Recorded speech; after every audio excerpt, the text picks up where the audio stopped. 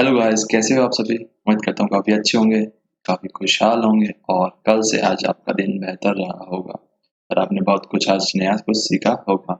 चलिए एक बार फिर से मैं राजेश आपका अपने YouTube channel learning by doing में आपका हार्दिक स्वागत करता हूँ, हार्दिक अभिनंदन करता हूँ। चलिए अब अपने आज के सेशन को भी अब शुरुआत कर लेते हैं। जैसे कि आपको पता है रात के 9:15 बज चुके हैं, सर लाइव आ चुके हैं, तो प्लीज़ जितने भी आपके फ्रेंड्स हैं जो नहीं आए हैं, सभी को बता दीजिए कि सर का सेशन स्टार्ट हो गया है, तो जल्दी से जल्दी वो ज्वाइन कर लें। अब आपको पता है रात के 9:15 बजे हम क्या करते हैं?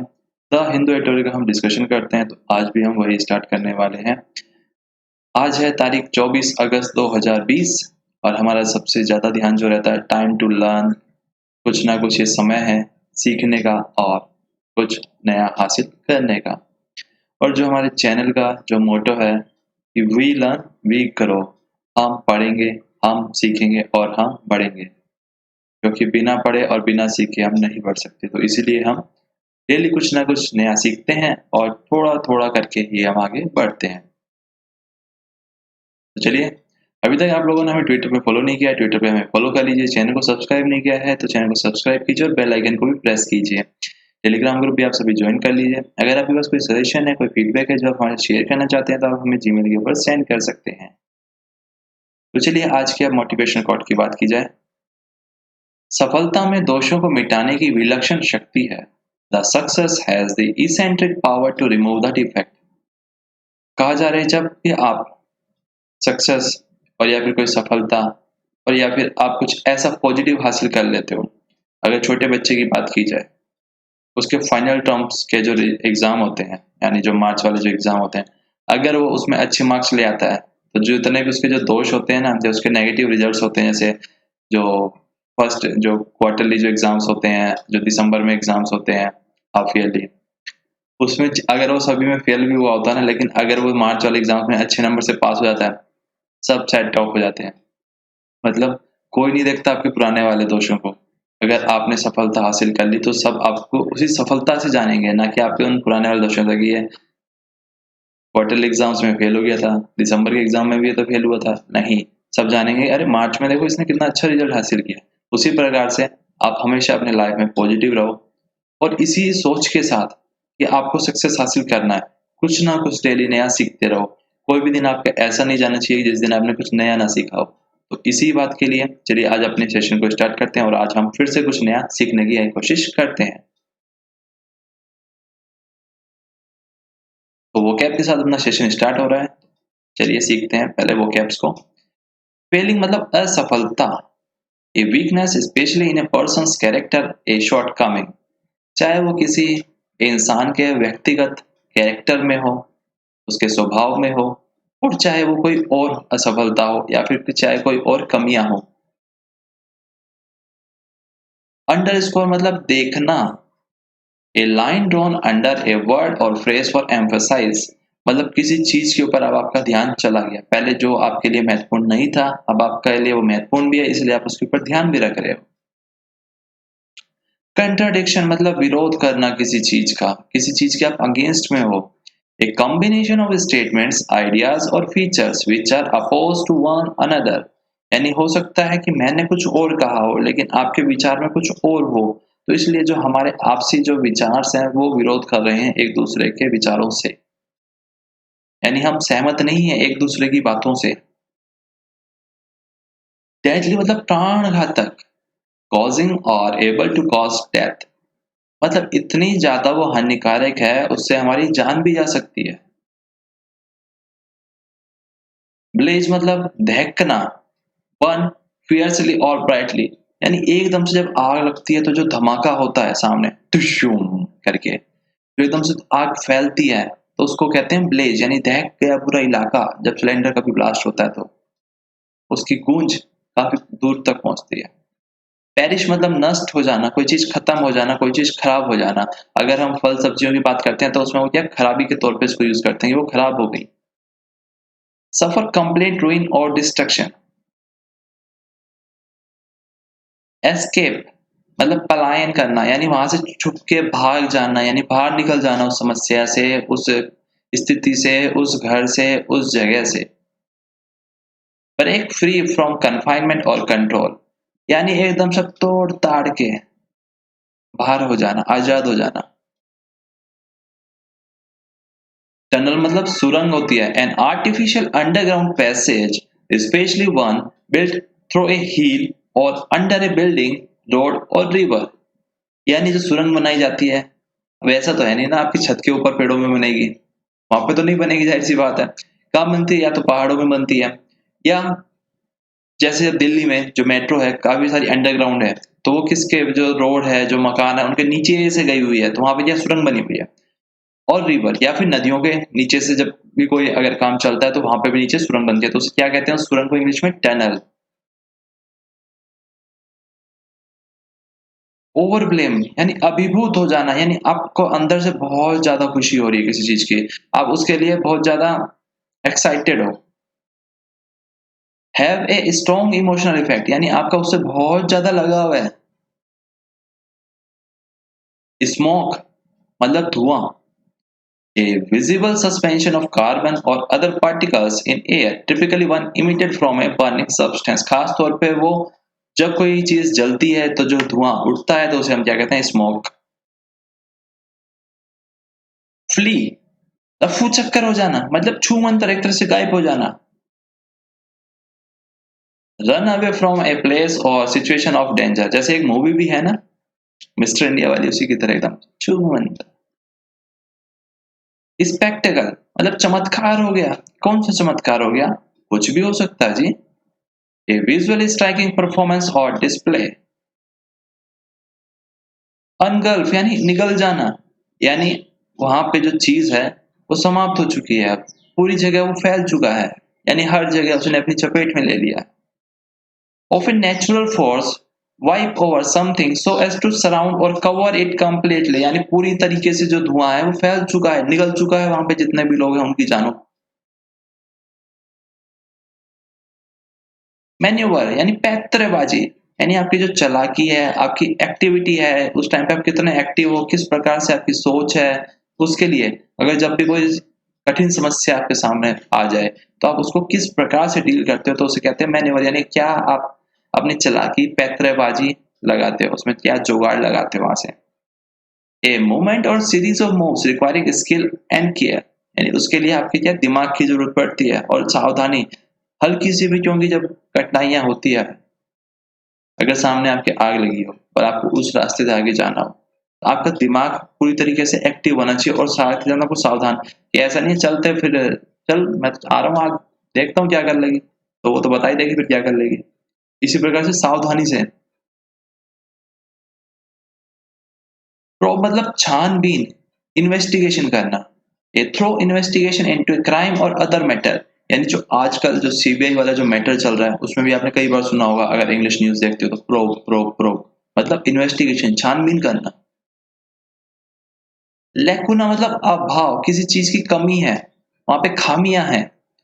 An unfilled space, a gap, यानी स्टैंडर्ड अगर ये है और आप इतना ही अचीव कर पा रहे हो, यानी इसके और इसके बीच में जो आपका वो है गैप, वो आपकी कमियां कोई कारण है। और स्टैंडर्ड तो नीचे डाउन नहीं होगा ना, आप ही को अपना जो स्टैंडर्ड है उसको बढ़ाना पड़ेगा, जो एक सेट इंडस्ट्री का जो स्टैंडर्ड है उसे अचीव करने के लिए।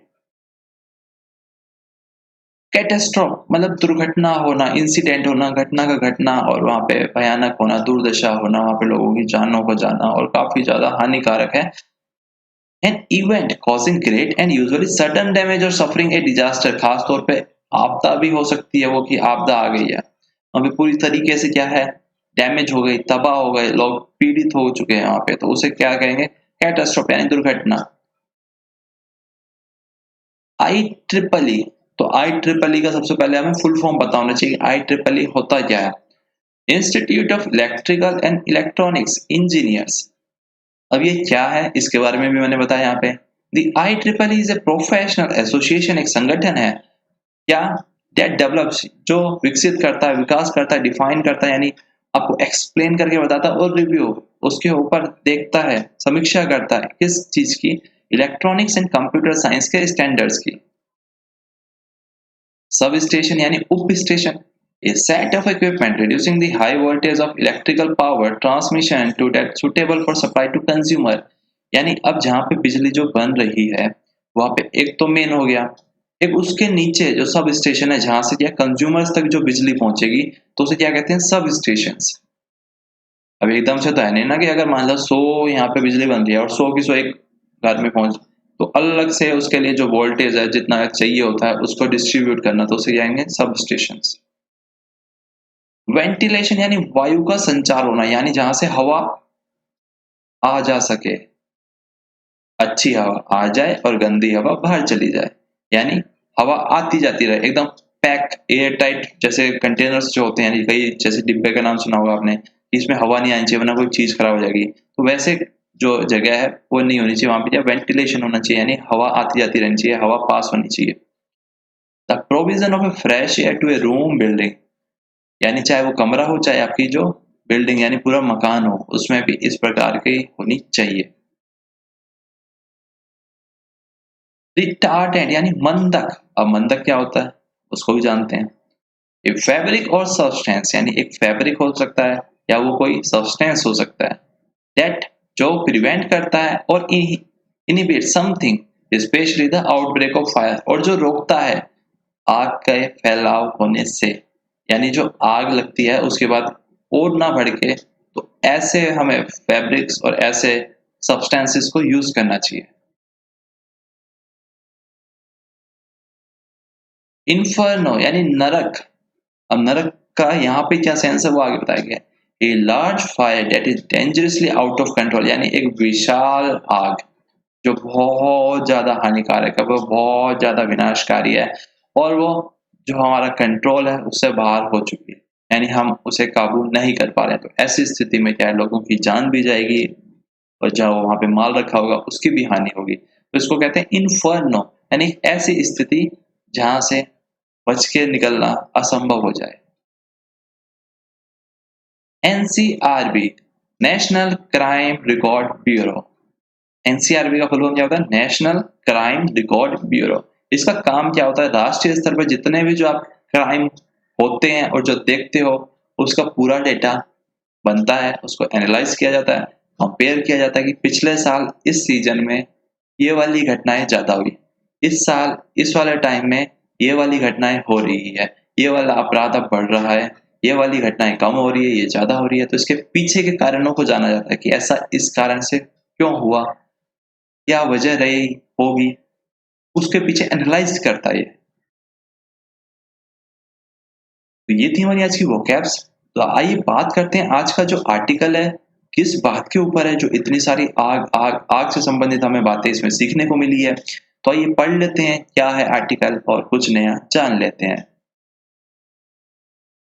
फेलिंग ऑन फायर्स, यानी जो आग लगी वहां पे हम असफल हो गए उसे काबू करने में, उसे कंट्रोल करने में, उसे टाइम से बुझाने में। कहाँ पे आग लगी, अभी आपको पता होगा हाल ही के दिनों में एक न्यूज़ आई थी कि श्री सेलम में जो पावर प्लांट है वहाँ पे दुर्घटना घट गई और बहुत ज़्यादा व्यापक स्तर पे आग लगी, और जिसे हम समझ रहे थे काबू में नहीं ला पाए। उसका कारण क्या था, वहाँ पे धुआं धुआं और धुआं, हर और इतना ज़्यादा धुआं था कि जो हमारे सुरक्षा कर्मी थे, जो हमारे फायर फाइटर्स थे, वो वहाँ तक टाइम से पहुँच नहीं पा रहे थे क्योंकि कुछ दिखाई नहीं दे रहा था उनको।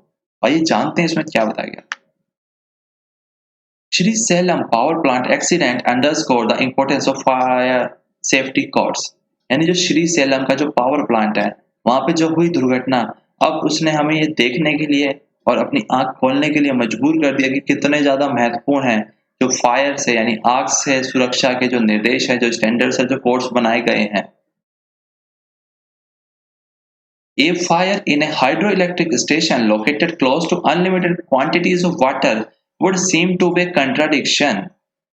कहा जा रहा है जो आग लगी, कहाँ पे आग लगी, हाइड्रो इलेक्ट्रिक स्टेशन जो लोकेट है यानी जो कहाँ पे स्थापित है, एकदम क्लोज यानी एकदम नियर किसके, अनलिमिटेड क्वांटिटीज ऑफ वाटर, जिसके पास में एकदम इतना ज्यादा पानी है आप गिन नहीं सकते, ना आप उसको काउंट कर सकते हो। Would seem to be contradiction, वो देखने में ऐसा लगता है कि वहां पे एक विवाद है कि भाई पानी में आग कैसे लग गई, पानी में आग कैसे लग गई, वही तो बात है, आइए जानते हैं। But as the deadly blaze in the Srisailam power plant show, लेकिन जो प्राण घातक जो वहां पे विस्फोट हुए और जो वहां पे दहल किए, यानी वो जो दहशत मैची वहां पे, यानी जो वहां पे एकदम से आग इस हद तक फैल गई कि अंदर पूरी आग ही आग, और जो कंट्रोल भी नहीं की हो पाई। कहाँ पे? श्रीशैलम के पावर प्लांट में शो, यानी वो दिखाती है क्या, the risk is very real, यानी जो खतरा है वो एकदम सही है, ऐसा नहीं है कुछ विजुअल है यानी हमने अपने मन से कुछ किया। वहां पे जो भी खतरा है वो एकदम सही में है, और वो एकदम सही परिस्थितियों में, यानी कुछ भी छूट नहीं है इसमें। 9 पीपल यानी 9 लोग इंक्लूडिंग 5 इंजीनियर, और उसमें शामिल है 9 में 5 engineers, perish in the facility on the Telangana Andhra Pradesh borders. वहां पे क्या है, वो समाप्त हो गई। कहाँ पे? तेलंगाना आंध्र प्रदेश के बॉर्डर्स पे उनकी जिंदगियां अब वो नहीं रहे। एट 900 मेगावाट कैपेसिटी, यानी जो प्लांट लगा है वहां पे उसकी कितनी कैपेसिटी है? 900 मेगावाट की उसकी कैपेसिटी है। The plant on the left canal of the Krishna, यानी जो प्लांट लगाया गया है वो लेफ्ट कैनाल यानी लेफ्ट किनारे पे लगाया गया है कृष्णा के, is one of the biggest contributor to the Telangana state power generation corporation, और यानी वो एक सबसे बड़ा वहां से कंट्रीब्यूट होती है बिजली की सप्लाई, यानी आगे जाती है किसको? Telangana state power generation corporation को। अनदर ब्रांच, और जो दूसरी ब्रांच है उसकी जो शाखा है वो सर्व करती है आंध्र प्रदेश को। What makes the accident more disturbing is that it comes an another shock in a season of disaster। कहा जा रहा है कि जो ये घटना है, ये जो दुर्घटना है, सबसे ज्यादा किस कारण से और ज्यादा डिस्टर्ब कर रही है हमें। एक तो हम वैसे ही हर कोई जानता है कि कोरोना वायरस की जो महामारी है उससे हम सभी जो देशवासी हैं पूरी तरीके से पीड़ित हैं, और दूसरा अब इस आग का और लगना एक प्रकार से हमें चौकन्ना कर रहा है, और एक प्रकार से हमें शौक दे रहा है, झटके दे रहा है कि भैया ये सीजन लग रहा है आपदा का ही आ गया है। इंडस्ट्रीज यानी जो उद्योग है और power plants in Andhra Pradesh, Tamil Nadu and Telangana have been wrecked by accident during the COVID-19 pandemic। यानी जो जितने भी इंडस्ट्रीज और पावर प्लांट्स हैं आंध्र प्रदेश में हो, तमिलनाडु में हो, चाहे तेलंगाना में हो, वो पूरी तरीके से सफर किए हैं। और हर कोई वहां पे जो भी था, वहां पे जितने भी प्लांट्स थे, जितने भी इंडस्ट्रीज थे, जितने भी बिजनेसेस थे, पूरी तरीके से ये डाउन हो गए। किस कारण से? क्योंकि कोविड-19 जो महामारी है उसके कारण से, और ऊपर से अभी एक्सीडेंट्स भी होने लगे वहां पे, यानी अभी आग भी लग गई है। इन Srisailam the fire appears to have started in a control panel during maintenance। Srisailam में जो फायर है, जो आग लगी, वो ऐसी लगती है कि कब से लगी, जो स्टार्ट हुई कंट्रोल पैनल, जब उसकी वहां पे जो मरम्मत का जो काम कर रहे हैं, यानी जो वहां पे जो मेंटेनेंस का काम चल रहा था, वहां से उसके जो कंट्रोल पैनल से स्पार्किंग वगैरह कुछ हुआ, और वहां से वो आग एकदम से भड़कती हुई चली गई। द विक्टिम्स, और जो पीड़ित लोग थे, यानी जो उस दुर्घटना के टाइम पे वहां पे थे, were unable to make an exit, वो बाहर नहीं निकल पाए, समर्थ नहीं थे उस टाइम पे वो बाहर निकलने में, थ्रू एन एस्केप टनल, जहाँ जो सुरंग बनाई गई थी कि अगर कोई आपदा होती है, अगर कोई दुर्घटना घटती है तो आप यहाँ से निकल जाना बाहर सेफ्टी के लिए, लेकिन वो वहां से नहीं निकल पाए। एंड वर ओवरब्लेम्ड बाय स्मोक, और वो पूरी तरीके से कवर हो चुकी थी किसके द्वारा? स्मोक, यानी धुआं धुआं धुआं भर चुका था हर जगह। वाइल, और जबकि others at different levels could flee in time, लेकिन जो बाकी जो अलग अलग लेवल्स पे जो लोग थे, ऑफिसर्स थे वहां पे, वो वहां से रफू चक्कर यानी वहां से भाग गए समय रहते ही। गोइंग बाय ऑफिशियल अकाउंट, अगर जो उनके ऑफिसर्स हैं उनकी अकाउंट्स को देखा जाए, यानी उनकी बातों को, उनके स्टेटमेंट्स को ध्यान दिया जाए, the smoke made it difficult even for rescue personnel to enter the 4 storey structure. यानी जो धुआं है उसने एकदम से इतना ज्यादा मुश्किल कर दिया वहां पे जो रेस्क्यू, यानी जो आपातकाल के समय जो बचाव का जो काम चलता है उसे रेस्क्यू कहते हैं, जो वहां पे जो सुरक्षा कर्मी और जो बचाने वाले आए थे वहां पे, उनके लिए अंदर एंटर कर पाना, जो 4 मंजिला स्टोरी है जो बिल्डिंग है उसके अंदर, क्यों? केवल धुआं धुआं और धुआं ही फैला हुआ था हर ओर। मोर ओवर, और इससे भी ज्यादा, videos made by staff present at spectacle of A small fire rapidly engulfing the working area. इससे भी ज्यादा जो वीडियो बनाई गई है, जो स्टाफ के, यानी जो वहाँ के जो एम्प्लॉयज थे, यानी जो वहाँ पे जो काम करने वाले लोग थे जो वहाँ पे मौजूद थे, उन्होंने जो वीडियो बनाई, ए स्पेक्टिकल यानी जो चमत्कार है, ऑफ ए स्मॉल फायर, किस प्रकार से छोटी सी आग रैपिडली अनगल्फिंग द वर्किंग एरिया, कि किस प्रकार से वो फैल चुकी और पूरे एरिया को अपने चपेट में लिया। ट्रैपिंग द पर्सनल, और जो वहां पे काम करने वाले थे उनको भी अपने जाल में फंसा लिया उस आग ने।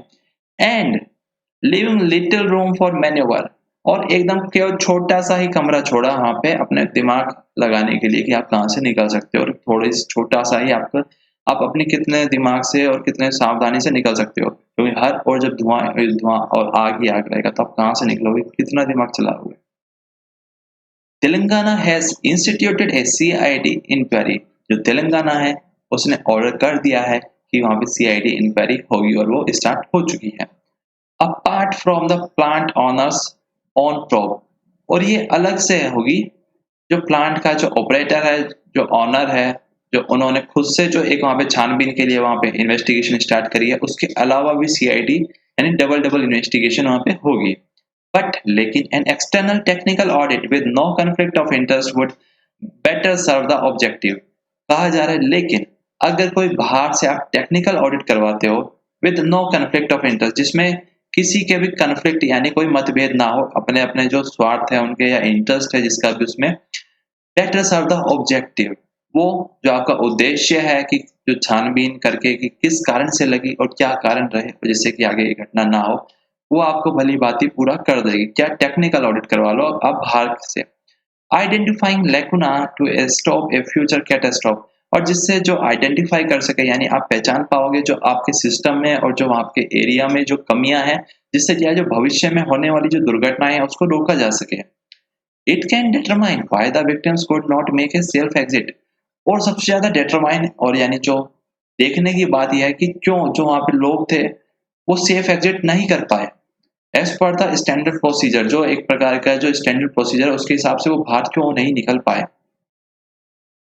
Large hydro electric power plant are usually built well below surface level, यानी जो लंबे लंबे जो हाइड्रो इलेक्ट्रिक के पावर प्लांट जो बनाए जाते हैं किस प्रकार से बनते हैं, जो सरफेस लेवल है उससे काफी नीचे हद तक जाके बनते हैं वो, where generations control and transmission equipment are located, जहाँ पे जनरेशन का है, कंट्रोल है, और जो ट्रांसमिशन के जो इक्विपमेंट्स हैं, जो औजार वगैरह है वो वहां पे रखे जाते हैं और जहां से कंट्रोलिंग होती है इसकी पूरी की।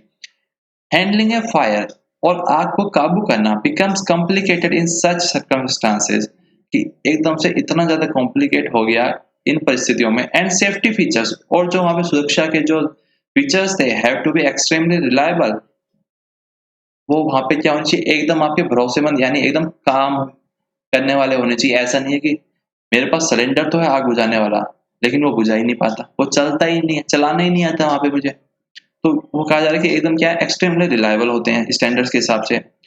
I triple E standards for sub station fire protection, जो आई ट्रिपल ई के जो स्टैंडर्ड्स हैं जो सब स्टेशन फायर को बचाने के लिए, प्रोटेक्शन यानी बचाव के लिए, इशूड ए क्वार्टर सेंचुरी एगो, वो कब इशू किए गए थे यानी कब बताए गए थे, एक दशक पहले, यानी करीब 100 साल पहले। सेंचुरी का मतलब होता है 100 साल पहले।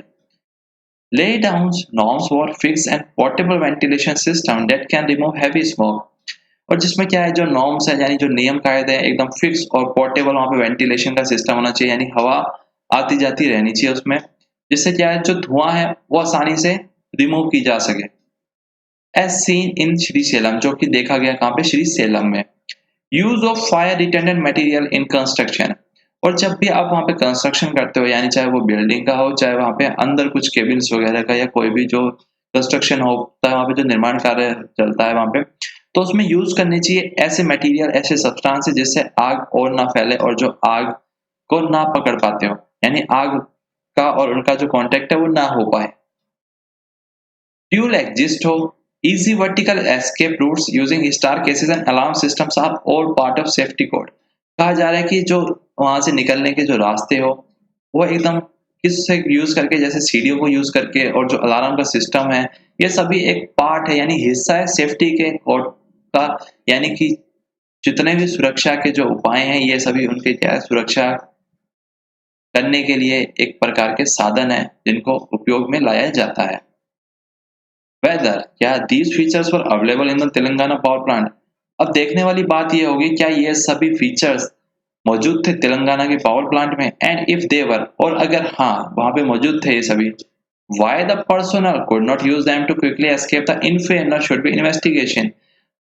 अगर वहां पे या तो मौजूद थे या नहीं थे, अगर थे तो वाई क्यों वहां पे जो लोग थे, जो ऑफिसर्स थे, जो एम्प्लॉय थे, जो इंजीनियर्स थे, इनको जल्दी से जल्दी यूज नहीं कर पाए, जिससे कि वो वहां से एस्केप यानी भाग जाते, रफू चक्कर हो जाते।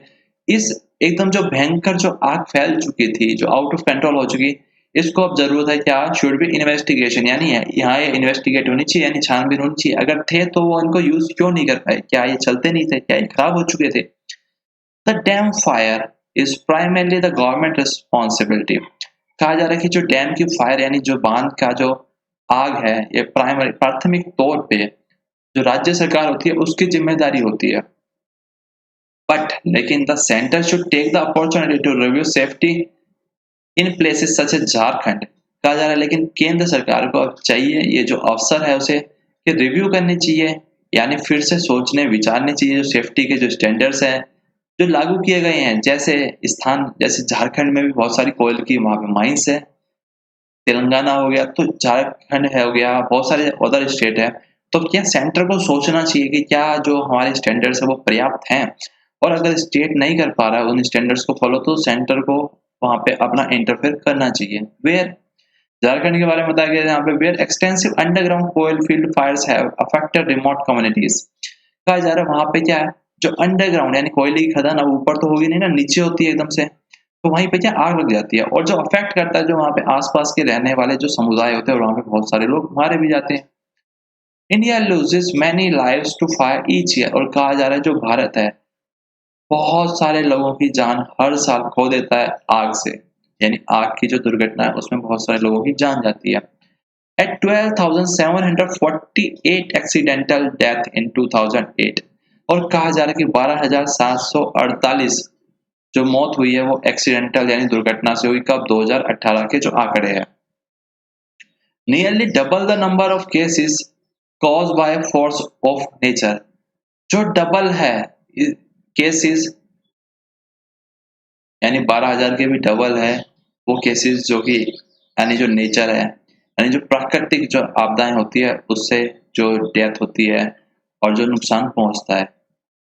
अकॉर्डिंग टू किसके द्वारा, एनसीआरबी का जो डेटा है उसके द्वारा, only a rigorous adherence to safety code can reduce this shocking toll. कहा जा रहा है केवल और केवल एकदम सख्त पालन इस चीज का, सेफ्टी कोड्स का, जिससे हम रिड्यूस यानी कम कर सकें ये जो शॉकिंग है, यानी ये जो हमें एकदम से जो झटके देती है इस प्रकार के टोल और जो दुर्घटनाएं हैं इनको, यानी पर्याप्त सुरक्षा के साधन अपनाकर हम केवल इस दुर्घटना से बच सकते हैं, वही इसका एक उपाय और अंतिम उपाय है।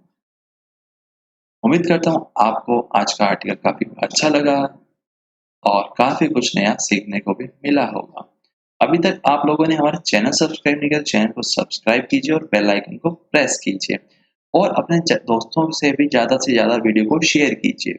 और वीडियो अच्छी लगी तो लाइक करना और चैनल को सब्सक्राइब करना और बेल आइकन जरूर प्रेस करना, और साथ ही साथ क्या करना, ट्विटर पे भी जल्दी से जाके हमें फॉलो करना, टेलीग्राम ग्रुप को भी ज्वाइन करना, और कोई सजेशन है, कोई फीडबैक है जो आप हमारे साथ शेयर करना चाहते हो, तो उठाओ अपना मोबाइल और जीमेल के ऊपर टाइप करो और भेज दो हमें। आज के लिए बस इतना ही, कल फिर मिलते हैं। जब तक के लिए goodbye, take care, we learn we grow. हम पढ़ेंगे, हम सीखेंगे और हम बढ़ेंगे। Bye bye.